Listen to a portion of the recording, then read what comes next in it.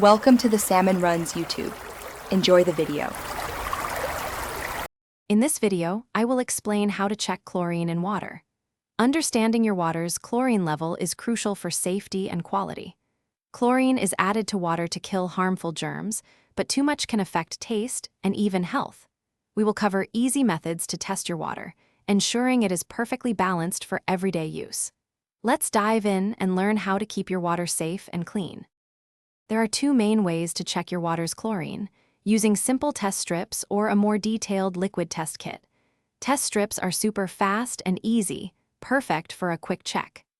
Liquid kits, while taking a little longer, offer greater accuracy, which can be important for precise adjustments.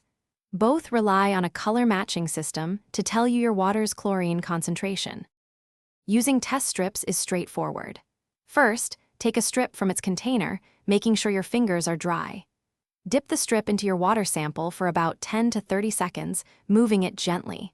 Then, remove the strip and wait a few moments for the color pads to change.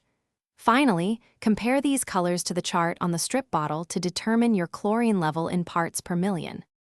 Liquid test kits offer greater accuracy. Fill the kit's vials with your water, then add the recommended number of reagent drops. Cap the vials and gently invert them to mix the solutions thoroughly. Compare the resulting colors to the kit's chart to find your chlorine concentration. Remember, an optimal free chlorine level is between 0.3 and 0.5 parts per million, with acceptable levels up to 4 parts per million. Thanks for watching. Consider subscribing if we helped you.